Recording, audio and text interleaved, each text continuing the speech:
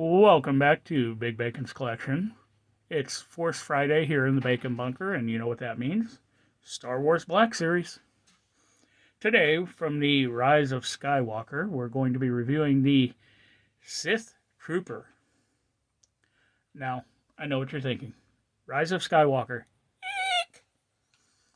The movie might not have been great. The movie might not even have been good. But do not let bad media ruin a good figure. If a figure is well articulated, well painted, comes with good accessories, why wouldn't you add it to your collection? And that being said, I've got a couple of Rise of Skywalker figures. I do not have any Last Jedi figures. I do not have Actually, I take that back. I have one Force Awakens figure, and that's because the face can't be seen. The Force Awakens figures did not have the face print, although I'm anxiously awaiting the reissue of the archive Han Solo.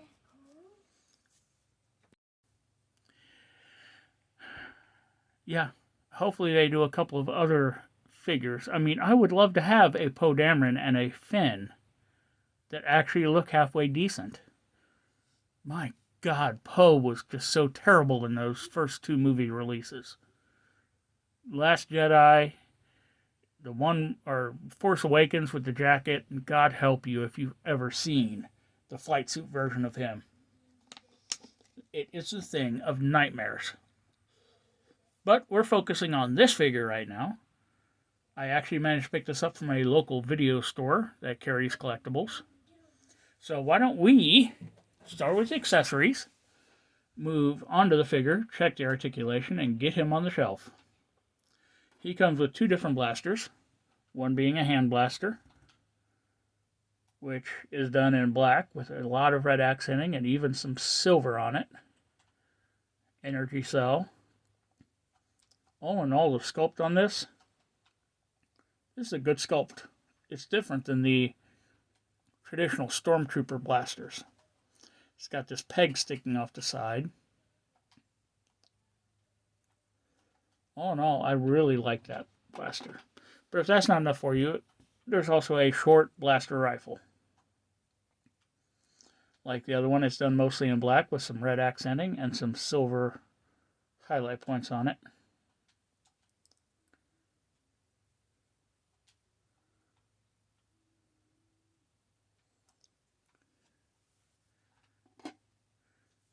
Now, moving on to the figure. This is not your traditional Stormtrooper mold. Every piece on here, I don't know, the hands might be reused. Maybe the feet, but I'd have to check to see. Everything else is unique. Even the helmet. This isn't even a First Order Stormtrooper reuse. This has texture points on the face, on the helmet itself, along the chin line there, coming all the way around the back, done in this really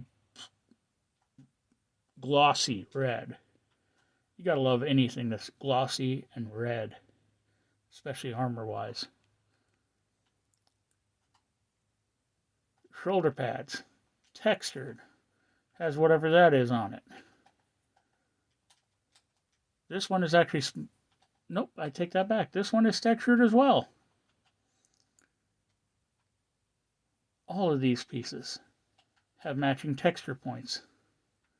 The chest armor is decidedly not the same as any of the Stormtroopers. Even the belt is different. Thigh armor. The knee pads on the Stormtroopers, the elbow pads and knee pads are separate pieces. These have them kind of sculpted. Well, this one doesn't even have elbow pads. But the knee pads, well, they're not even knee pads. It's armor that extends down, covering the knees.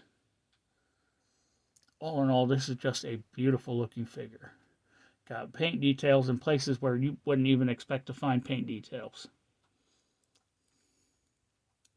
Now, some of this black underbody parts, those might be reused. I'm not certain.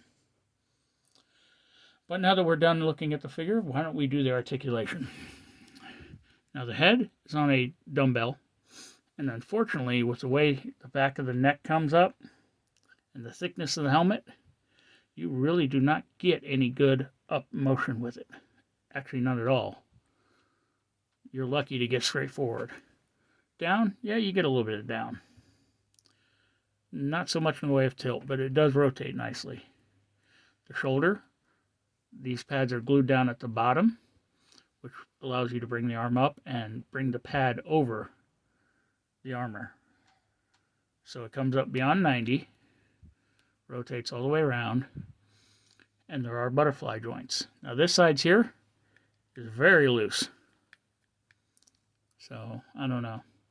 But still, it's nice to have butterfly joints. Have a single jointed pinless elbow that comes up just beyond 90. Hands rotate. This hand is on a horizontal hinge.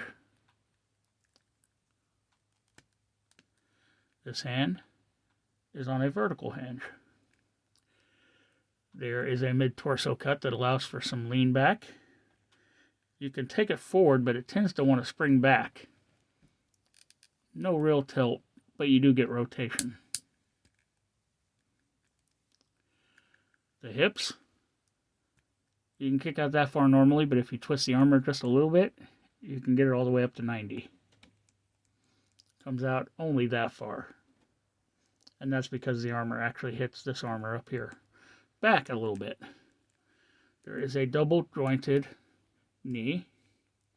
Robo would be proud. I reference him a lot, but, you know, he loves that whole can kick his own ass thing. There is a thigh cut hidden behind the armor. There's no kind of boot cut here. Foot hinges back that far. Forward, almost none, because of that armor overhang. Forward-facing pin for rocker. Now, one thing I forgot to point out while looking at the figure is this slot here. And what that slot is for, I can actually peg in the weapon he's not holding. Although some of them are looser in there than others. Does this one stick better? There you go. So the one that's not pinned is going into his hand. Nice, easy fit.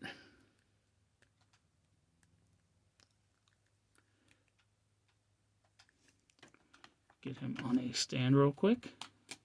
Back on a stand. And there we have it.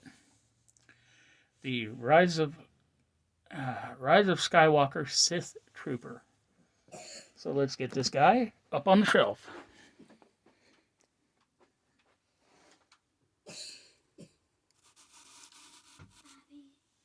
There we have it. Once again, thanks for tuning in. Be sure to subscribe, like, share, comment, hit that notification bell, and I will catch you all next time.